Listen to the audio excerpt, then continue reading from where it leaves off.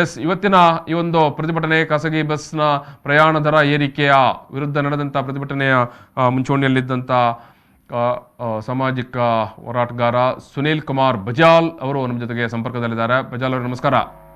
ನಮಸ್ಕಾರ. ನಮಸ್ಕಾರ. ಈಗ ನಾನು ಆರಂಭದಲ್ಲಿ ನಾನು ಮೊನ್ನೆ ದಿವಸ ಕೂಡ ನಿಮ್ಮ ಹತ್ರ ಹೇಳಿರುವಂಥ ವಿಚಾರ, ಪ್ರಯಾಣ ದರ ಏರಿಕೆಯ ಸಂದರ್ಭದಲ್ಲಿ ಇದು ಜಿಲ್ಲಾಡಳಿತವೇ ಅನುಮೋದನೆ ಕೊಟ್ಟ ಪ್ರಕಾರ ನಾವು ಪ್ರಯಾಣ ದರವನ್ನು ಏರಿಕೆ ಮಾಡಿದ್ದೇವೆ ಅಂತ ಖಾಸಗಿ ಬಸ್ ಮಾಲೀಕರ ಸಂಘಟನೆಯವರು ಹೇಳಿದ್ದಾರೆ ಮತ್ತು ಹೇಳ್ತಾ ಇದ್ದಾರೆ ಕೂಡ. ಏನ್ ಹೇಳ್ತೀರಿ?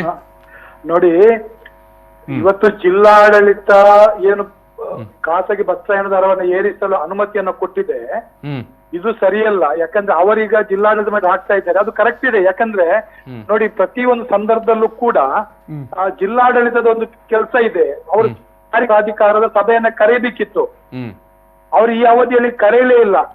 ಕಳೆದ ಒಂದು 20-30 ವರ್ಷಗಳ ಚರಿತ್ರೆಯನ್ನ ತೆಗೆದು ನೋಡಿದ್ರೆ ಅಲ್ಲಿ ದಾಖಲಾತಿ ಇದೆ.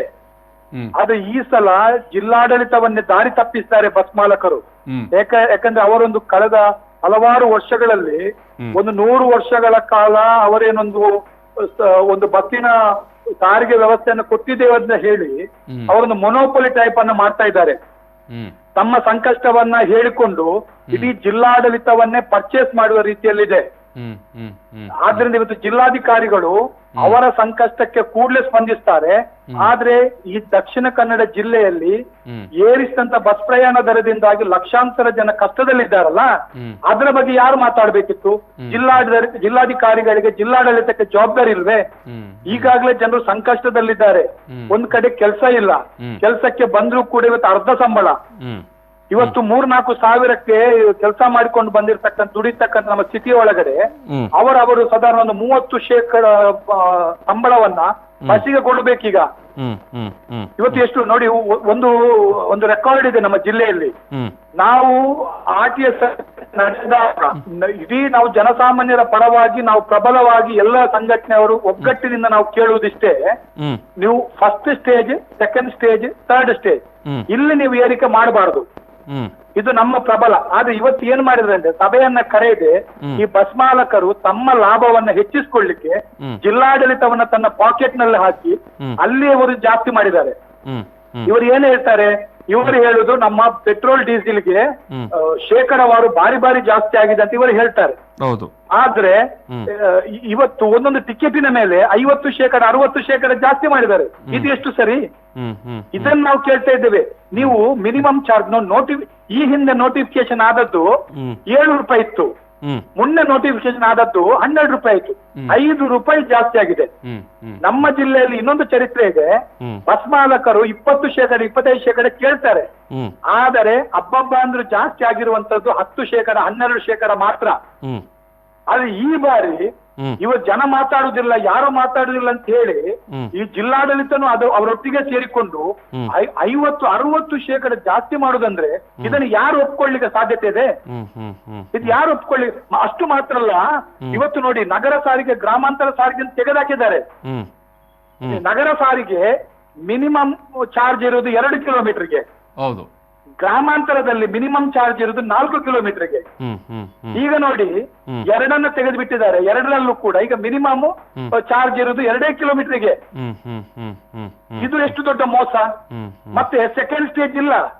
ಇಲ್ಲಿ ಸೆಕೆಂಡ್ ಸ್ಟೇಜಿನ ಪ್ರಶ್ನೆ ಇಲ್ಲ ನೋಡಿ, ಅದನ್ನು ಡೋಗಿ ಮಾಡಿದ್ದಾರೆ ಜನತೆಗೆ. ಇಷ್ಟು ದೊಡ್ಡ ರೀತಿಯನ್ನು ಅನ್ಯಾಯ ಆಗ್ತಾ ಇದೆ. ಯಾಕೆ ಜಿಲ್ಲಾಧಿಕಾರಿಗಳು ಮಾತಾಡ್ತಾ ಇಲ್ಲ? ಮುಂದೆ ನಾವು ಹೋಗಿ ಬಿಟ್ಟಿದ್ದೇವೆ. ಮನವಿಯನ್ನು ಕೊಟ್ಟಾಗ ಒಂದು ಅಸಂಬದ್ಧವಾಗಿ ಒಬ್ರು IAS ಆಫೀಸರ್ ಇವರು ಮಾತಾಡ್ತಾರೆ ಅಂದ್ರೆ, ಕೊರೋನಾದ ಪ್ರಶ್ನೆಯನ್ನು ಮುಂದಿಟ್ಟುಕೊಂಡು ಸಭೆ ಕರೆಯಲು ಆಗ್ಲಿಲ್ಲ ಅಂತ ಹೇಳ್ತಾರೆ.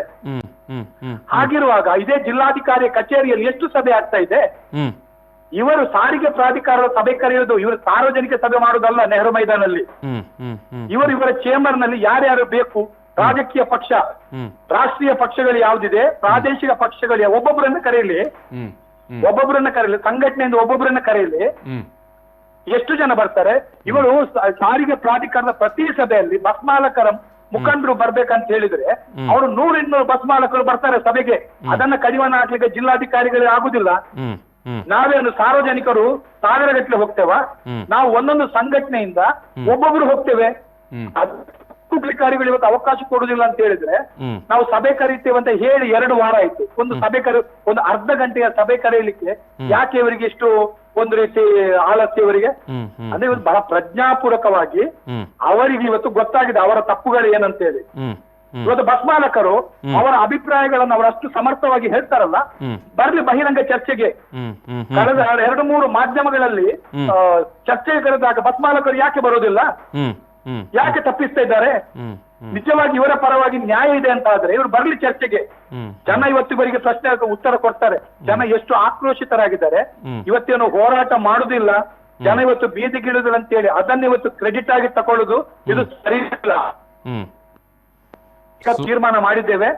ನಮ್ಗೆ ಇವತ್ತು 1 ವಾರದ ಒಳಗಡೆ RTA ಸಭೆ ಕರೆದೇ ಇದ್ರೆ ಇಡೀ ದಕ್ಷಿಣ ಕನ್ನಡ ಜಿಲ್ಲೆಯ ತಾಲೂಕು ಕೇಂದ್ರದಲ್ಲಿ, ವಲಯ ಕೇಂದ್ರದಲ್ಲಿ ಮತ್ತು ಪ್ರದೇಶವಾರು ಒಂದೊಂದು ಪ್ರದೇಶದಲ್ಲೂ ಕೂಡ ಬಸ್ಗಳನ್ನ ನಿಲ್ಲಿಸಿ ನಾವು ಪ್ರತಿಭಟನೆ ಮಾಡ್ತೇವೆ. ಮತ್ತು ರಸ್ತೆದೆಡೆ ಚಳವಳಿಯನ್ನು ಕೂಡ ಮಾಡ್ತೇವೆ, ಕರಪತ್ರ ಚಳವಳಿಯನ್ನ ಮಾಡ್ತೇವೆ, ಮನೆ ಮನೆ ಪ್ರತಿಭಟನೆಯನ್ನು ಕೂಡ ಮಾಡ್ತೇವೆ. ಇದು ಸುನಿಲ್ ಕುಮಾರ್ ಅವರೇ, ಇವತ್ತಿನ ನಿಮ್ಮ ಈ ಒಂದು ಪ್ರತಿಭಟನೆಯಲ್ಲಿ ಯಾವೆಲ್ಲ ಸಂಘಟನೆಯ ಪ್ರತಿನಿಧಿಗಳು ಭಾಗವಹಿಸಿದ್ರು? ನೋಡಿ, 4 ಪ್ರಮುಖ ರಾಜಕೀಯ ಪಕ್ಷಗಳಿತ್ತು. ಕಾಂಗ್ರೆಸ್, CPIM, CPI, ಜಾತ್ಯತೀತ ಜನತಾದಳ. ಇದು 4 ರಾಜಕೀಯ ಪಕ್ಷಗಳಿತ್ತು. ಮತ್ತೆ ಬೇರೆ ದಲಿತ ಸಂಘಟನೆಗಳು, ದಲಿತ ಸಂಘರ್ಷ ಸಮಿತಿ, ದಲಿತ ಹಕ್ಕುಗಳ ಸಮಿತಿ, ಅಂಬೇಡ್ಕರ್ ವಾದ, ಈಗ ಅನೇಕ ಸಂಘಟನೆಗಳಿದ್ರು. ಮತ್ತು DYFI, AIYF, ಮತ್ತೆ ವಿದ್ಯಾರ್ಥಿ ಸಂಘಟನೆಗಳು, ಮತ್ತೆ ಇನ್ನಿತರ ಹಲವಾರು ಮಧ್ಯಮ ವರ್ಗದ ಸಂಘಟನೆಗಳು ಮತ್ತು ಸಾಮಾಜಿಕ ಕಾರ್ಯಕರ್ತರು ಎಲ್ಲ ಈ ರೀತಿ ಜನಸಾಮಾನ್ಯರ ಪರವಾಗಿ ಯಾರೆಲ್ಲ ಧ್ವನಿ ಎತ್ತಾರೆ ಅವರೆಲ್ಲರೂ ಈ ಹೋರಾಟಕ್ಕೆ ಬೆಂಬಲವನ್ನು ಕೊಟ್ಟಿದ್ದಾರೆ. ಈಗ ನೀವು ಹೇಳುವಂತದ್ದು ಹಾಗಿದ್ರೆ ಸುನಿಲ್ ಅವರೇ, ವೆರಿ ಇಮಿಡಿಯೇಟ್ ಆಗಿ ಜಿಲ್ಲಾಧಿಕಾರಿ ಅವರು ಏನು RTA ಸಭೆಯನ್ನು ಕರೆಯುವ ಬಗ್ಗೆ ತೀರ್ಮಾನ ಮಾಡಬೇಕು ಅಂತ. ಖಂಡಿತ ಸಭೆ ಕರೀಲಿ. ನಮ್ಮ ನೋವನ್ನು ನಾವು ಹೇಳ್ತೇವೆ. ನೋಡಿ, ಅವರು ಹೇಳ್ತಾರೆ ಮೊನ್ನೆ ನಾವು ಮೀಟಿಂಗ್ ಮನವಿ ಕೊಡುವಾಗ, ನಿಮ್ಗೆ ಯಾವ್ಯಾವ ರೂಟಿನಲ್ಲಿ ಏನೇನು ಸಮಸ್ಯೆ ಇದೆ ಬಂದು ನನಗೆ ನೋಡಿ. ಇದು ಆಗು ಹೋಗುವಂತದ್ದು ಸಾಮಾನ್ಯ ಜನ, ನಮ್ಗೆ ಗೊತ್ತಿದೆ ಒಂದೊಂದು ರೂಟಿನಲ್ಲೂ ಎಷ್ಟು ಅವಾಂತರಗಳಿದೆ, ಸಮಸ್ಯೆ ಗೊತ್ತಿದೆ. ಅದಕ್ಕೆ ನಾವು ಒಂದೊಂದಾಗಿ ಒಂದು ಕಂಪ್ಲೇಂಟ್ ಇಟ್ಕೊಂಡು ಅಲ್ಲಿ ಹೋಗ್ಲಿಕ್ಕೆ DC ಅವರೇನು ಅಲ್ಲೇ ಇರ್ತಾರೆ 24 ಗಂಟೆ. ನಾವ್ ಹೇಳುದು ಅದನ್ನ ದಾಖಲೆ ಸಮೇತ ನಾವು ಪ್ರೂವ್ ಮಾಡ್ತೇವೆ. ನೀವು ಸಭೆ ಕರೆಯಿರಿ, ನೀವು ಸಭೆ ಕರೀರಿ ಅಂತ ಹೇಳ್ತಾ ಇದ್ದೀವಿ. ನೋಡಿ, ವಾಮಂಜೂರ್ನಿಂದ ಮಂಗಳೂರಿಗೆ ಎಷ್ಟು ಕಿಲೋಮೀಟರ್ ಇದೆ? ಸರ್ಕಾರಿ ಬಸ್ಸಲ್ಲಿ ಹೋದ್ರೆ 10 ರೂಪಾಯಿ, ನಿಮ್ಮ ಖಾಸಗಿ ಬಸ್ಸಲ್ಲಿ ಹೋದ್ರೆ 23 ರೂಪಾಯಿ. ಜನ ಇವತ್ತು ಮಾಡ್ತಾರೆ, ನಮ್ಗೆ ಖಾಸಗಿ ಬಸ್ ಸರ್ಕಾರಿ ಬಸ್ ಅನ್ನ ಹಾಕಿ ಅಂತೇಳಿ. ನಮ್ಗೆ ಸರ್ಕಾರಿ ಬಸ್ ಬರ್ಲಿ, ಇವರಿಗೆ ಕಷ್ಟ ಆಗುತ್ತೆ, ನಾವು ನಷ್ಟದಲ್ಲಿ ರನ್ ಮಾಡ್ತೇವೆ ಅಂತ ಹೇಳ್ತಾರಲ್ಲ. ಸರ್ಕಾರಿ ಬಸ್ಗಳು ಬರ್ಲಿ, ಸರ್ಕಾರಿ ಬಸ್ಗಳ ಸೇವೆ ಒಳ್ಳೇದಿದೆ, ಬರ್ಲಿ, ಅವರಾದ್ರೂ ಬರ್ಲಿ. ಇವರು ಕಷ್ಟ ಅಂತ ಹೇಳ್ತಾರೆ. ಇವರ ಪರ್ಮಿಟ್ ಈಗಲೂ ಲಕ್ಷಗಟ್ಟಲೆ ವ್ಯಾಲ್ಯೂ ಇದೆ. ಇವರು ನಮ್ಮ ಬಸ್ಗಳು ಬರಬಾರ್ದಂತ ಹೇಳಿ ಹೈಕೋರ್ಟ್ಗೆ ಕೋಟಿಗಟ್ಟಲೆ ಲಕ್ಷಗಟ್ಟಲೆ ಹಣವನ್ನ ಖರ್ಚು ಮಾಡಿ ಇವರಿಗೆ ಕೋರ್ಟ್ಗಳಿಗೆ ಹೋಗ್ಲಿಕ್ಕೆ ಆಗ್ತದೆ. ಆಗ ಇವರ ಹತ್ರ ಹಣ ಇದೆಯಾ? ಇವರ ಪರ್ಮಿಟ್ಗಳು ಲಕ್ಷಗಟ್ಟಲೆ ರೂಪಾಯಿಯಲ್ಲಿ ಇವತ್ತು ಮಾರಾಟ ಆಗ್ತಾ ಇದೆ. ಅಂದ್ರೆ ಇದು ಎಲ್ಲ ಬೋಗಸ್. ಇವರು ಕಷ್ಟದಲ್ಲಿದ್ದಾರೆ, ನಷ್ಟದಲ್ಲಿದ್ದಾರೆ, ಇದೆಲ್ಲ ಬೋಗಸ್. ಈಗ ಇಲ್ಲಿ ಬಸ್ ದರ ಏರಿಕೆ ಆದ, ಪೆಟ್ರೋಲ್ ಡೀಸೆಲ್ಗೆ ಏರಿಕೆ ಆದದಿಷ್ಟು ಇವರು ಒಂದೊಂದು ಟಿಕೆಟ್ ನ ಮೇಲೆ ಏರಿಕೆ ಮಾಡಿದಾರಲ್ಲ 50%, 60%. ಅಂದ್ರೆ ಈ ಬಸ್ ಮಾಲಕರಿಗೆ ಪೆಟ್ರೋಲ್ ಡೀಸೆಲ್ಗೆ ದರ ಏರಿಕೆ ಆದ್ರೆ ಅದು ಖುಷಿ, ಅದು ಅವರಿಗೆ ನೋವಿಲ್ಲ, ಅವ್ರಿಗೆ ಖುಷಿ ಇದೆ. ಯಾಕಂದ್ರೆ ಅದರ ಆಧಾರದಲ್ಲಿ ಅವರ ಲಾಭಾಂಶ ಇವತ್ತು ಜಾಸ್ತಿ ಆಗಿದೆ. ಈಗ ನೋಡಿ, 1 ಲೀಟರ್ ಹಾಲಿಗೆ 2 ರೂಪಾಯಿ ಜಾಸ್ತಿ ಆದ್ರೆ ಹೋಟೆಲ್ ಮಾಲೀಕರಿಗೆ ಬಾರಿ ಖುಷಿ. 1 ಲೀಟರ್ ಹಾಲಿನಲ್ಲಿ ಎಷ್ಟು ಚಹಾ ಆಗ್ತದೆ, ಅದರಲ್ಲಿ 1 ಗ್ಲಾಸ್ ಟೀಗೆ 5 ರೂಪಾಯಿ ಜಾಸ್ತಿ ಮಾಡ್ತಾರೆ, ಇಲ್ಲಿ 2 ರೂಪಾಯಿ ಜಾಸ್ತಿ ಆಯ್ತು. ಅದೇ ಹೀಗೆ ಮಧ್ಯವರ್ತಿಗಳಿದ್ದಾರಲ್ಲ, ಇವರು ಈ ಎಲ್ಲ ಬೆಲೆ ಏರಿಕೆಗಳನ್ನ ತಮ್ಮ ಲಾಭಕ್ಕೆ ಉಪಯೋಗಿಸ್ಕೊಳ್ತಾರೆ. ಬಟ್ ಇಲ್ಲಿ ಸಮಸ್ಯೆ ಇರುವುದು ಜನಸಾಮಾನ್ಯರದು. ಇವರು ಏನ್ ಮಾಡ್ಬೇಕು? ಎಲ್ಲಾ ಹೊಡೆತಗಳನ್ನ ಇವರೇ ತಿನ್ಬೇಕಾ ಜನಸಾಮಾನ್ಯರು? ಈಗ ಇದು ಸುನಿಲ್ ಕುಮಾರ್ ಅವರೇ, ನೀವು ಹೇಳಿದ ಹಾಗೆ ನರ್ಮ್ ಬಸ್ಗಳು ಅಥವಾ ಸರ್ಕಾರಿ ಬಸ್ಗಳು ದೊಡ್ಡ ಸಂಖ್ಯೆಯಲ್ಲಿ ನಗರದಲ್ಲಿ ಅಥವಾ ಜಿಲ್ಲೆಯಲ್ಲಿ ಓಡಾಡಬೇಕು ಅಂತ ನೀವು ಬಯಸ್ತೀರಾ? ಓಡಾಡಬೇಕು. ನಾವು ನೋಡಿ ಅದನ್ನು ಕೂಡ ಈ ಬಸ್ ಮಾಲಕರನ್ನ ಹೆಡೆಮುರಿ ಮುರಿಯಲು ಈ ಸರ್ಕಾರ ಮಾಡಿದಂತ ಕುತಂತ್ರ, ನರ್ಮ ಬಸ್ಗಳನ್ನು ಎದುರು ತೋರಿಸಿ, ಸರ್ಕಾರಿ ಬಸ್ ಎದುರು ತೋರಿಸಿ ಇವರು ಬ್ಲಾಕ್ ಮೇಲ್ ಮಾಡ್ತಾ ಇದ್ದಾರೆ. ಅಂದ್ರೆ ಜನಸಾಮಾನ್ಯರು ಅಡಕತ್ತರಲ್ಲಿ ಬಿದ್ದಿದ್ದಾರೆ. ಆ ಕಡೆ ಸರ್ಕಾರಿ ಬಸ್ಗಳು ಇಲ್ಲ, ಈ ಕಡೆ ಪ್ರೈವೇಟ್ ಬಸ್ಗಳು ಈ ನಮ್ಮನೆ ಸುಲಿಗೆ ಮಾಡ್ತಾ ಇದ್ದಾರೆ. ಜನ ಏನ್ ಮಾಡ್ಬೇಕು? ಸರ್ಕಾರ ಆದ್ರೂ ಒಂದು ಕಡೆ ದೃಢ ನಿಲ್ಬೇಕಲ್ಲ. ಒಂದು ಸರ್ಕಾರಿ ಬಸ್ಗಳನ್ನು ನರ್ಮ ಬಸ್ಗಳು ಅಷ್ಟು ಓಡಾಡ್ತಿದ್ದು ಅದನ್ನ ಬರದ ರೀತಿಯಲ್ಲಿ ಈ ಖಾಸಗಿ ಬಸ್ ಮಾಲಕರು ಕುತಂತ್ರ ಮಾಡಿದ್ದಾರೆ. ಆಗ ಜನಪ್ರತಿನಿಧಿಗಳು ಕನಿಷ್ಠ ಅದನ್ನಾದ್ರೂ ಮಾಡ್ಬೇಕಲ್ಲ. ಈ ಕಡೆ ಕೆಲವು ಕಡೆಗಳಲ್ಲಿ ನಿಗದಿ ಆದಂತ ನರ್ಮ ಬಸ್ಗಳೇ ಇಲ್ಲ. ಈಗ ಬಸ್ಗಳೇ ಇಲ್ಲ. ಈಗ ಯಾರು ಮಾತಾಡ್ತಾರೆ? ಈ ರೀತಿಯ ಸಮಸ್ಯೆಗಳಿದೆ. ಮತ್ತೆ ಎಲ್ಲವನ್ನು ಕೂಡ ನೋಡಿ ಇವರಿಗೂ ಖುಷಿ ಬಂದಾಗೆ ಮಾಡ್ತಾ ಇದ್ದಾರೆ. ನೀವು ಇಲ್ಲಿ ಸ್ಟೇಟ್ ಬ್ಯಾಂಕ್ ನಲ್ಲಿ ಬಸ್ ಸ್ಟ್ಯಾಂಡ್ ಇತ್ತು, ಇವರಾಗಿ ಖುಷಿ ಬಂದಾಗ ಅದನ್ನ ಬಸ್ ನಲ್ಲಿ ಬಂದ್ ಮಾಡಿದ್ರು, ಒಳಗೆ ಸರ್ವಿಸ್ ಬಸ್ ಒಳಗಡೆ ಬಿಟ್ಟಿದ್ದಾರೆ. ಜನ ಇವತ್ತು ನೀವು ಮಾಧ್ಯಮದವರು ನೋಡ್ಬೇಕು, ಜನ ಎಷ್ಟು ಕಷ್ಟ ಪಡ್ತಾ ಇದ್ದಾರೆ ಸಂಜೆ ಹೊತ್ತಿನಲ್ಲಿ, ಬೆಳಗಿನ ಹೊತ್ತಲ್ಲಿ ಆ ಬಸ್ ಅನ್ನ ಹಿಡ್ಕೊಳ್ಲಿಕ್ಕೆ. ಇಡೀ ಸ್ಟೇಟ್ ಬ್ಯಾಂಕ್ ನಲ್ಲಿ ಇವತ್ತು ಬಸ್ಸೇ ಇಲ್ಲದಾಗೆ ಆಗಿದೆ. ಅಂದ್ರೆ ಒಟ್ಟಾರೆಯಾಗಿ ಬಸ್ ಮಾಲಕರು, ಜಿಲ್ಲಾಡಳಿತ ತಮ್ಮ ಖುಷಿ ಬಂದಾಗ ಮಾಡ್ತಾರೆ ಹೊರತು ಜನಸಾಮಾನ್ಯರ ಸಂಕಷ್ಟಗಳಿಗೆ ಇವತ್ತು ಸ್ಪಂದಿಸ್ತಾ ಇಲ್ಲ. ಈಗ ಕೊನೆಯದಾಗಿ ಬಸ್ ಮಾಲೀಕರು ಒಂದು ಪ್ರಶ್ನೆ ಅಥವಾ ಅವ್ರದ್ದು ಯಾವಾಗಲೂ ಒಂದು ದುಃಖ ಇತ್ತು. ಏನಂತ ಹೇಳಿದ್ರೆ, ಕಳೆದ ಲಾಕ್ಡೌನ್ನಲ್ಲೂ ಈ ಬಾರಿಯ ಲಾಕ್ಡೌನ್ನಲ್ಲೂ ನಮಗೆ ದೊಡ್ಡ ಮಟ್ಟದಲ್ಲಿ ನಷ್ಟ ಆಗಿದೆ ಒಂದು. ಜೊತೆಗೆ ಪದೇ ಪದೇ ಈ ರೀತಿ ಡೀಸೆಲ್ ದರ ಏರಿಕೆ ಆಗಿರೋದ್ರಿಂದ ನಮಗೆ ಮೇಂಟೆನೆನ್ಸ್ ಮಾಡೋಕ್ಕೇನೆ ಆಗೋದಿಲ್ಲ ಒಂದು. ಮತ್ತೆ ಕೆಲವು ಪೀಕ್ ಅವರನ್ನು ಹೊರತುಪಡಿಸಿದ ಟೈಮಲ್ಲಿ ಈಗ ಜನಸಂಚಾರ ಕೂಡ ಕಡಿಮೆ ಇರುತ್ತೆ. ಮತ್ತೆ ವಾರಾಂತ್ಯದಲ್ಲಂತೂ ವೀಕೆಂಡ್ ಕರ್ಫ್ಯೂ ಕೂಡ ಇದೆ, ಜನನೇ ಇರೋದಿಲ್ಲ ಒಂದು. ಕೇರಳದಲ್ಲಾದರೆ ಸರ್ಕಾರ ಏನು ಬಸ್ ಮಾಲೀಕರುಗಳಿಗೆ, ಖಾಸಗಿ ಬಸ್ ಮಾಲೀಕರುಗಳಿಗೆ ಅವರ ಏನು ರೋಡ್ ಟ್ಯಾಕ್ಸ್ ನಲ್ಲಿ ರಿಯಾಯಿತಿಯನ್ನು ಕೊಟ್ಟಿದೆ. ಕರ್ನಾಟಕದಲ್ಲಿ ಅದು ಕೂಡ ಕೊಟ್ಟಿಲ್ಲ. ಸೊ ಹಾಗಾಗಿ ನಮಗೆ ಏನು ಈ ರೀತಿಯ ಒಂದು ದರ ಏರಿಕೆಯನ್ನು ಮಾಡುವುದು ಅನಿವಾರ್ಯ ಆಯಿತು ಅಂತ. ಅಂದರೆ ನಮಗೆ ರಾಜ್ಯದಲ್ಲಿ ಯಾವ ಇದನ್ನು ಕೂಡ ಸರ್ಕಾರ ಬಸ್ ಮಾಲೀಕರಿಗೆ ಬೆಂಬಲವಾಗಿ ನಿಂತಿಲ್ಲ ಅಂತ. ಈ ಸಮಸ್ಯೆಗಳಿದೆ ಅಲ್ಲ, ಇದನ್ನ ಹೋಗಿ ಅವರು ಸರ್ಕಾರದ ಬಳಿ ಹೇಳಿ, ಇದನ್ನ ಜನರ ಮೇಲೆ ನೀವು ಯಾಕೆ ನಿಮ್ಮ ಸಂಕಷ್ಟಗಳನ್ನ ತೆಗೆದುಕೊಂಡು ಬಂದು ಜನರ ಮೇಲೆ ಯಾಕೆ ಹಾಕ್ತೀರಾ? ನೀವು ಸರ್ಕಾರದ ಬಗ್ಗೆ ಹೋಗಿ ಕೇಳ್ಕೊಳ್ಳಿ. ಯಾಕಂದ್ರೆ ಇಲ್ಲಿ ಈ ಸರ್ಕಾರ ಯಾರ್ದು?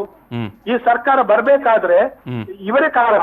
ಇವರ ಬಸ್ ಮಾಲಕರಲ್ಲಿ 90% ಬಸ್ ಮಾಲಕರು ಬಿಜೆಪಿಯ ಬೆಂಬಲಿಗರು. ನಳಿನ್ ಕುಮಾರ್ ಕಟೀಲ್ ಗೆಲ್ಬೇಕಂತೇಳಿ, ವೇದವ್ಯಾಸ್ ಕಾಮತ್ ಗೆಲ್ಬೇಕಂತೇಳಿ, ಭರತ್ ಶೆಟ್ಟಿ ಗೆಲ್ಬೇಕಂತೇಳಿ ಇವರು 1.5 ಕಾಲಲ್ಲಿ ನಿಂತು ಅವರನ್ನು ಗೆಲ್ಲಿಸಿದ್ದು. ಇವತ್ತು ಅವರ ಸರ್ಕಾರ ಇರುವಾಗ ಯಾಕೆ ಸರ್ಕಾರದ ಮೇಲೆ ಒತ್ತಡ ಹಾಕ್ಲಿಕ್ಕೆ ಆಗೋದಿಲ್ಲ? ನಮಗೆ ತೆರಿಗೆ ವಿನಾಯಿತಿ ಕೊಡಿ, ನಮಗೆ ಸಬ್ಸಿಡಿಯಲ್ಲಿ ಡೀಸೆಲ್ ವ್ಯವಸ್ಥೆ ಮಾಡಿ, ನಮಗೆ ನಮ್ಮ ಪರವಾಗಿ ಏನಾದ್ರು ಮಾಡಿ ಅಂತ ಹೇಳಿ ಸರ್ಕಾರದ ಮೇಲೆ ಯಾಕೆ ಒತ್ತಡ ಹೇರ್ಲಿಕ್ಕೆ ಆಗೋದಿಲ್ಲ? ಇವರು ತಾನೇ ಹಿಂದೂ ಸಮಾಜೋತ್ಸವಕ್ಕೆ ನರೇಂದ್ರ ಮೋದಿ ಬಂದಾಗ ಅದರ ಬಿಜೆಪಿಯ ರಾಜಕೀಯ ಸಮಾವೇಶಗಳಿಗೆ ಫ್ರೀಯನ್ನ ಬಸನ್ನ ಕೊಟ್ಟಿರುವಂತದ್ದು.